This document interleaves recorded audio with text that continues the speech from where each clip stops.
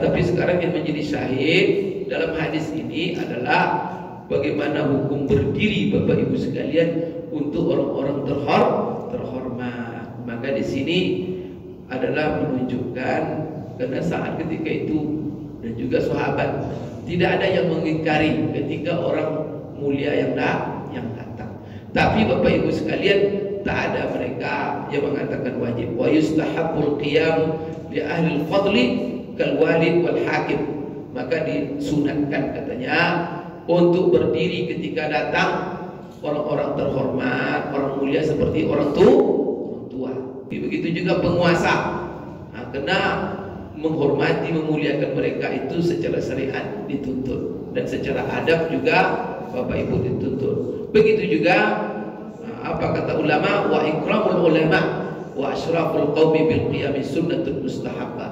Berdiri menyambut ulama, menyambut orang-orang mulia itu disunatkan. Kalau ada kelompok menasnahkan Islam tapi ada ajaran di dalamnya memusuhi sesama itu dipastikan Yahudi di belakangnya. Cuma mereka tidak sadar. Kadang-kadang kelompok ini yang diserangnya umat Islam terus, apalagi yang diserang ustaz. Astagfirullah. Orang yang di masjid yang disesatkan, tapi tak pernah bicara Yahudi sama sekali. Tak pernah bicara Nasrani. Ini indikator yang membentuk kelompok ini Yahudi. Dari dulu dibuatnya begitu. Agama dipakainya Pak untuk memecah kita ini, agama dipakainya. Salah satu contoh apa yang mereka lakukan ketika Rasulullah hidup. Ini Rasulullah hidup semua hidup. Sebelum itu Bapak Ibu mereka buat masjid. Buat masjid di samping masjid, yaitu Masjid Dirar namanya. Allah langsung menamakan masjid itu Dirar. Di sini mereka mengatur siasat kekuatan. Pertama, merekrut orang Islam situ, yang sekitar situ. Setelah itu doktrin. Itu sesat, itu neraka, ahli bid'ah, apa ada di masjid itu. Sehingga kalau orang keluar masjid itu nampak yang lain, musuh aja. Astagfirullahaladzim, itu masjid Dirar, Pak. Masjid yang digunakan menanamkan permusuhan dengan sesama atas nama agama. Itu bahaya itu. Jangan itu ikut itu. Yahudi di belakangnya itu. Sadar mereka atau tidak sadar? Maka kalau ada saudara kita suruh tobat coba. Musuhi umat Islam itu tidak boleh, Pak. Sebagaimanapun dia salah. Kalau salah dia dikasih dimusuhi. Bismillahirrahmanirrahim. Yang kita jelaskan di sini, tapi singkat saja, yaitu berdiri untuk orang yang datang. Jadi orang bertamu, Pak. Duduk aja Bapak nunggu dia atau biasanya gimana? Tamu datang, berdiri untuk tamu yang datang, berdiri untuk orang tua yang datang, berdiri untuk datang. Datang sini sekarang ini berdiri apa tuh duduk aja gini? Aduh parah. Duduk aja. Itu kena marah. Kalau Anies berdiri, Pak. Kalau Anies selalu berdiri. Nah, itu sekalian ya. Kemudian datang ulama berdiri, kemudian orang-orang terhormat, tokoh-tokoh ya. Cuma sekarang kalau bupati datang mau berdiri, tapi kalau ada ulama duduk aja dia. Bapak Ibu sekalian baik. Jadi begini, warada an-nahyu 'anil qiyam lil qadim idza kana bi qasdil mubahat was sum'a wal kibriya. Jadi ada larangan kata ulama berdiri kita untuk orang yang datang.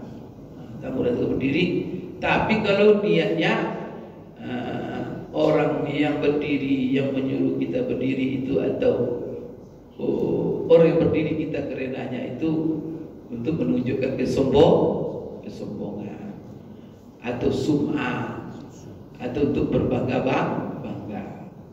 Maka itu kata Nabi apa? Man sarrahu an yatamassala lahu ar-rijal qiyaman falyatabawwa maq'adahu minan nar. Nah, itulah ulama.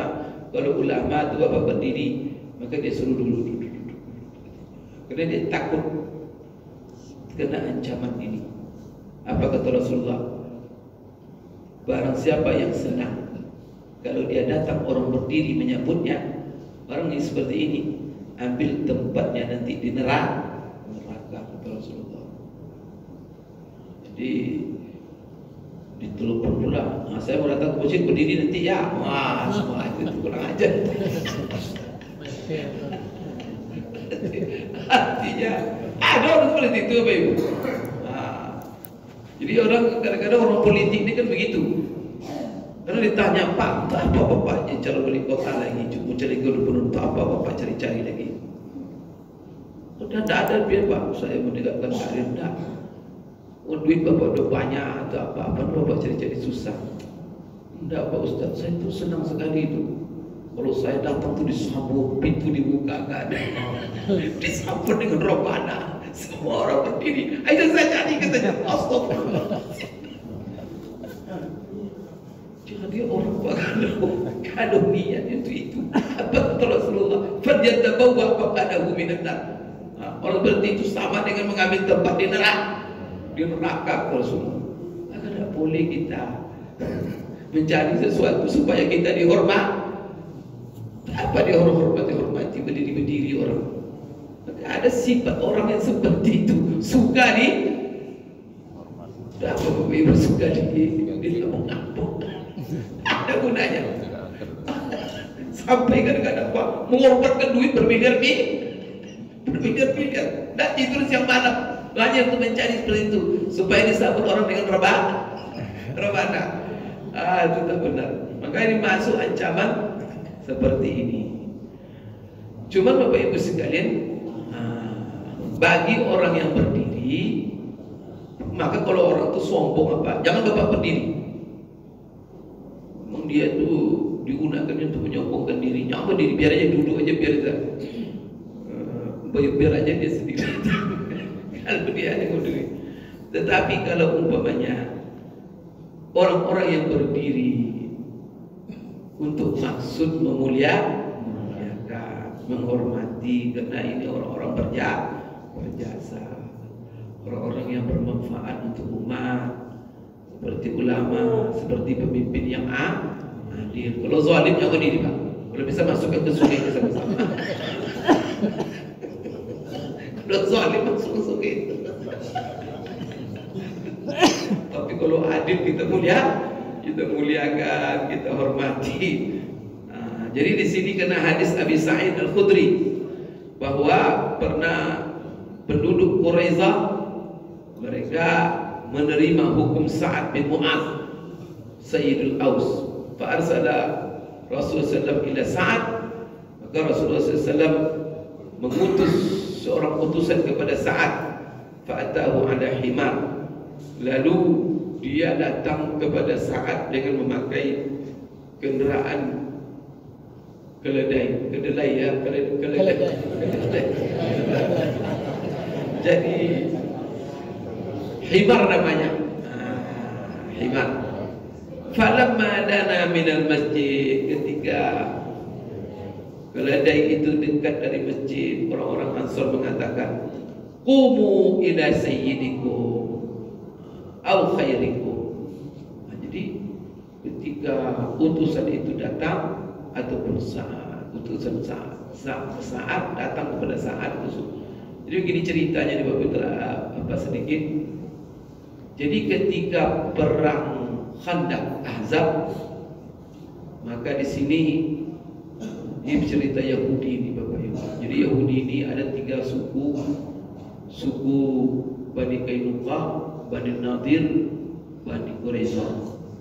Ketiga-tiga suku ini diusir oleh Rasulullah dari Madinah karena mereka pengkhianat.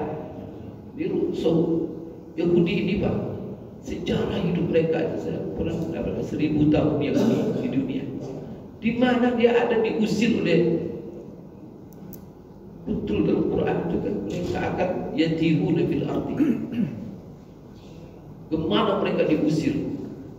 Rasulullah pernah mengusir mereka 3 suku ini. Pertama diusir tahun kedua Hijriah, Bani Qainuqa, berkhianat, bunuhnya sahabat. Yang kedua diusir Madinah itu Bani Nadir.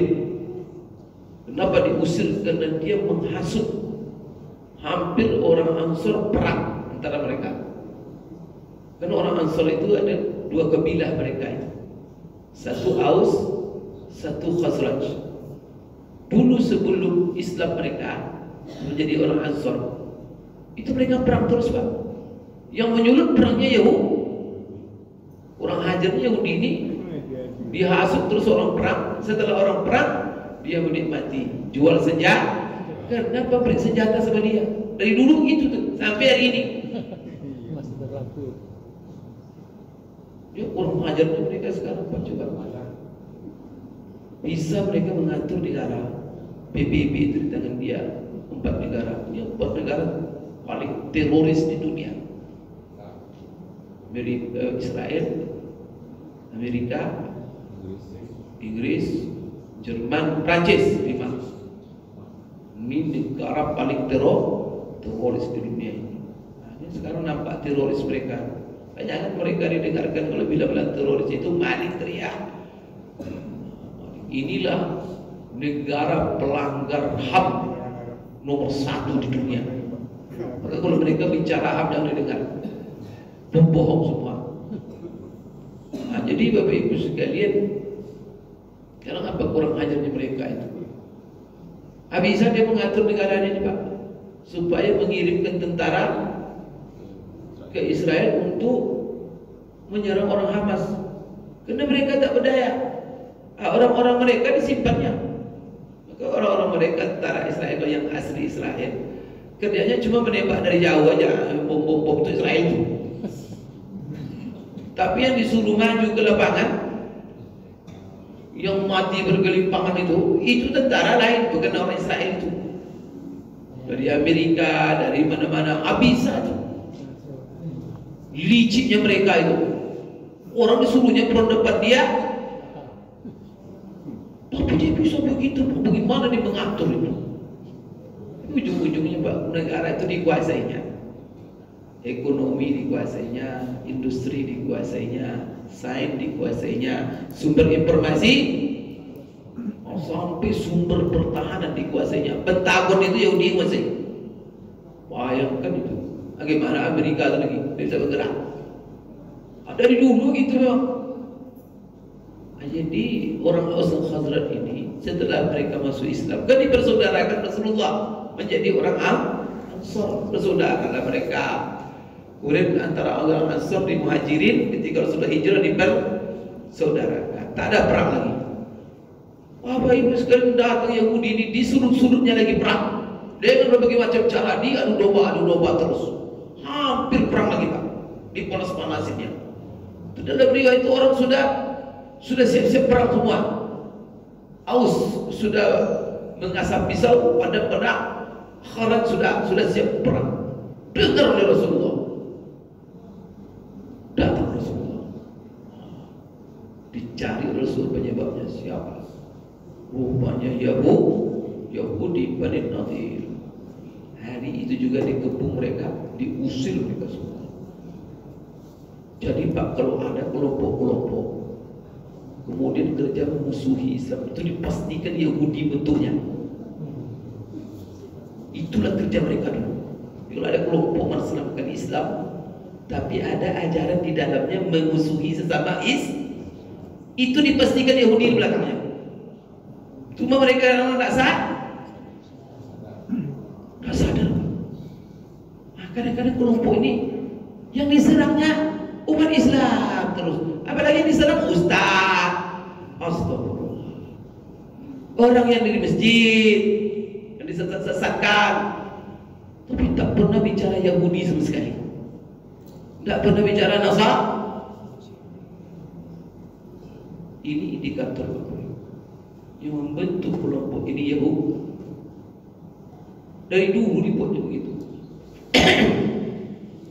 Agama dipakainya Pak untuk memecah kita ini, agama dipakainya. Salah satu contoh apa yang mereka lakukan ketika Rasulullah hidup. Ini Rasulullah hidup semua hidup. Sebelum itu Bapak Ibu mereka buat masjid. Buat masjid di samping masjid, yaitu Masjid Dirar namanya. Allah langsung menamakan masjid itu Dirar. Tidak jauh dari Kuba, berhadapan dengan Kuba mereka buat masjid karena mereka situ tinggal kebun kurma mereka. Alasan mereka semua tersimpan di sini. Mereka mengatur siasat kekuatan. Pertama, merekrut orang Islam situ yang sekitar situ. Setelah itu doktrin.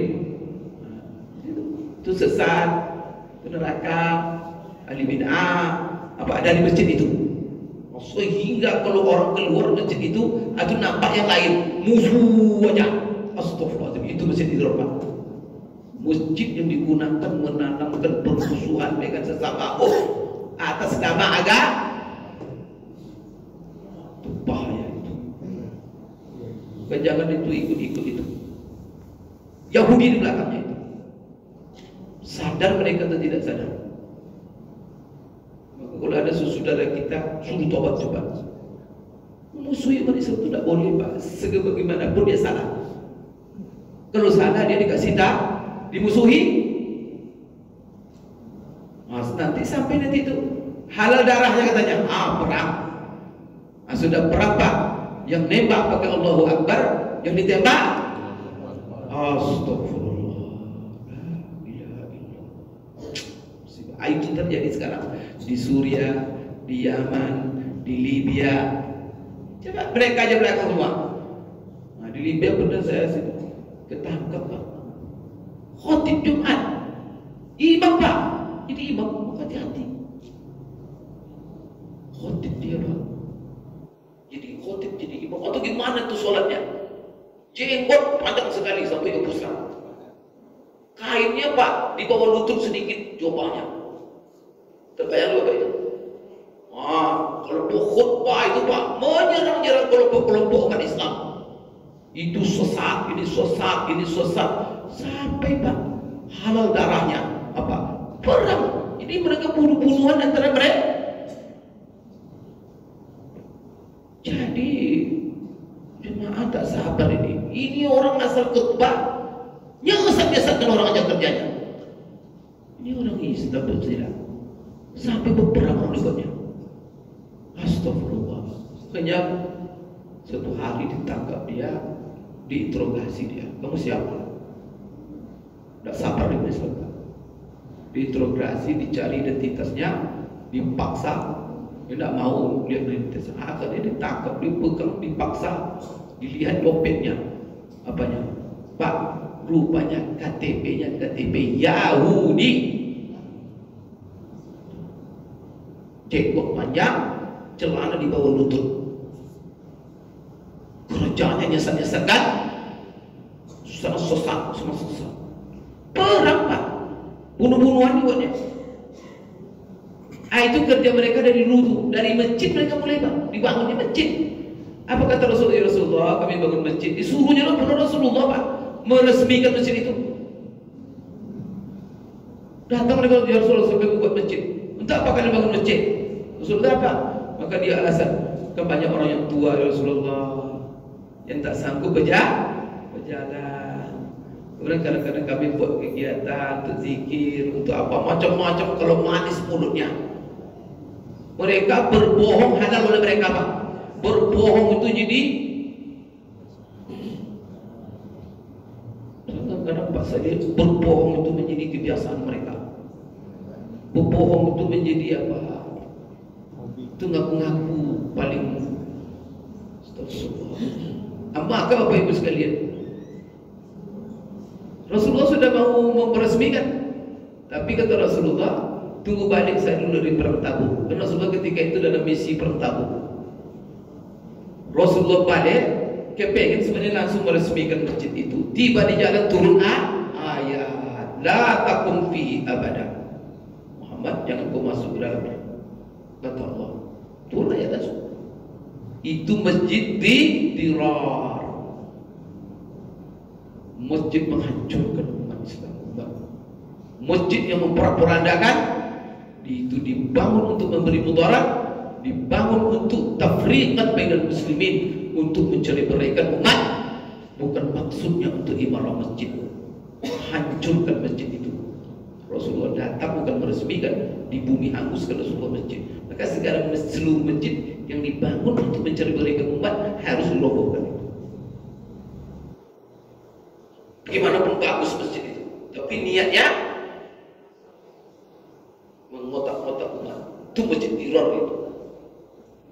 Masjid ini kan dibangun untuk membangun kasih sayang, Pak, persatuan, dan bukan untuk mencari-berikan umat. Hanya dengan alasan zikir berjamaah, qunut.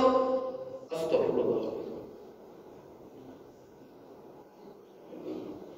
Yahudi belakangnya. Yang tidak sadar. Ajak kita berperang.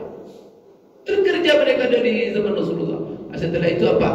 Ada hasutnya pula Ansar dengan Aus, orang Aus Khazraj. Hampir perang lagi. Coba apa balasan Rasulullah? Diusir mereka, keluarkan mereka semua dari Madinah. Orang mencari-berikan umat ini, Pak, besar sanksinya di dunia saja. Bagaimana lagi di akhirat? Mereka sholat juga, Pak. Orang munafik itu sholat, Pak. Sorbannya seperti sorban Rasulullah, jenggot berarti jenggot. Tapi kerjanya macam-macam. Oh, ini bahayanya. Jaga kita. Karena ukhuwah itu rukun iman. Innamal mu'minuna kalau kita benar beriman, saudara yang dijaga, jangan musuh yang dicari. Bukan benci-membenci. Kalau bapak ibu belum ngaji sama ustaz, itu menanamkan kebencian saja. Hati-hati itu bapak ibu ya. Itu bentukan Yahudi itu. Menganggap dia aja yang benar, yang lain lagi masukkan orang ke dalam neraka. Sehingga dilihatnya oleh ahli neraka semua ini. Astagfirullahaladzim. Dia wajah-wajah ahli surga, ahli wilayah. Astagfirullahaladzim. Hati-hati itu Bapak Ibu. Rasulullah hukum berat orang seperti itu. Nah, itulah yang beri khawarij, orang yang Bapak Ibu sekalian. Jadi keluar dari negeri. Asal itu tinggal Bani Quraisyah lagi. Bani Quraisyah diusir juga oleh Rasulullah. Kenapa? Karena mereka menghasut peperangan. Jadi perang terbesar menyerang Madinah itu perang Ahzab. Perang Ahzab itu itu perang Parit. Itu siapa provokatornya? Yahudi Bani Quraisyah. Pergi dia Bapak Ibu sekalian, munafik itu. Nanti mereka pagi siang sama Rasulullah dia. Soalnya pada setelah itu kerjanya, maka itulah kata Allah, wa idza laqul ladzina amanu qalu amanna wa idza khalu ila syayatinihim qalu inna ma'akum innama nahnu mustahzi'un. Allahu yastahzi'u bihim wa yamudduhum fi tughyanihim ya'mahun. Itu bahayanya mereka. Maka Bapak Ibu Bani Quraisyah pergi mereka keliling Arab itu, mengumpulkan kekuatan Arab, menyerang, membumi hanguskan Rasulullah. Terjadilah perang Khandaq, panjang ceritanya. Setelah Bapak Ibu terjadi perang, sudah cari siapa penyebabnya, Bani Quraisyah. Selesai perang Bani Quraisyah, apa kata Rasulullah kepada seluruh sahabat? Kepung Bani Quraisyah, berangkat juga. Belum sempat mereka pulang ke rumah, Pak. Kata Rasulullah, sekarang jangan pulang dulu, kepung mereka. Kepunglah Bani Quraisyah. Sampai Bapak Ibu yang perempuan, anak-anaknya dibiarkan pergi mengarah ke Khaybar. Setelah itu yang pihak perangnya, yang laki-laki yang bisa perang, ditangkap, ditawan semuanya, lebih kurang 700 orang. Nah, hukum untuk orang ini diserahkan oleh Rasulullah kepada sahabat yang bernama Sa'ad bin Mu'az. Beliau ini adalah pemimpin Ansar. Karena beliau gara-gara perang ini kena tembak kakinya, kaki kena tembak muka, gara-gara perang Ahzab ini. Perang ini penyebabnya Yahudi bersekongkol dengan orang-orang Arab, kafir Arab itu. Bapak Ibu sekalian, setelah ditawar mereka 700, maka diutuslah oleh Rasulullah seseorang ke Sa'ad. Sa'ad ketika terbalik dan meninggal dia dengan tembak ini. Karena tembak ini meninggal dia beberapa hari. Sa'ad diutus Rasulullah seseorang. Kalian tanya Sa'ad, coba diberikan vonis hukum untuk 700 orang ini, diapakan mereka ini? Apa kata Sa'ad? Kita laksanakan, kata Rasulullah. Datanglah utusan tadi kepada Sa'ad. Sa'ad ini kan tokoh. Maka melihat utusan Rasulullah datang, inilah yang menjadi dalil daripada hadis ini. Maka para sahabat berdiri menyambut utusan terhormat, dan juga untuk Bapak Ibu mereka berdiri menyambut juga karena Sa'ad ketika itu menerima tamu terhormat Rasulullah. Apa kata Sa'ad? Mengatakan menghukum, memberi hukum, sembelih mereka semuanya ya Rasulullah. Maka apa? Rasulullah bunuh 700 orang dan mereka digali parit, dikubur mereka di situ. Itulah yang mereka ulang-ulang sekarang terus untuk memanas-manasi. Maka Madinah itu kampung kita, katanya. Harus kita rebut kembali. Kita dulu dibunuh. Padahal mereka dibunuh itu karena berkhianat. Kalau sempat itu 10.000 itu kalau tidak pertolongan Allah, itu doa Bapak Ibu. Maka Rasulullah kadang menang karena doa Bapak Ibu. Kalau perang Ahzab itu menangnya Rasulullah itu karena doa. Maka jangan dilecehkan, diremehkan doa untuk saudara kita Palestina. Karena alhamdulillah Bapak Ibu, kucar-kacir tentara kuat-kuat saja bergabung dengan negara-negara kuat untuk membumi hanguskan Hamas, tapi tak mempan. Maka mereka kucar-kacir sekarang. Banyak mereka Bapak Ibu sekalian stres, pada yang gila, banyak bunuh diri daripada ikut perang. Sehingga Netanyahu bilang siapa yang tak mau perang dipenjara dan disiksa. Maju mereka keteter, mundur mereka kena ancam. Maka Bapak Ibu sekalian, sekarang ini alhamdulillah Bapak Ibu itu menunjukkan luar biasa ya. Tapi sekarang yang menjadi syahid dalam hadis ini adalah bagaimana hukum berdiri Bapak Ibu sekalian untuk orang-orang terhormat. Maka di sini adalah menunjukkan karena saat ketika itu dan juga sahabat tidak ada yang mengingkari ketika orang mulia yang datang. Tapi Bapak Ibu sekalian, tak ada mereka yang mengatakan wajib. Wa yustahabbul qiyam li ahli al-fadli kal walid wal hakim.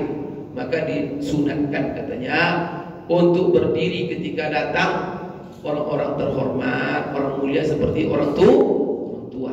Maka tidak boleh orang tua datang tuh Bapak duduk. Jangan itu dibuat itu.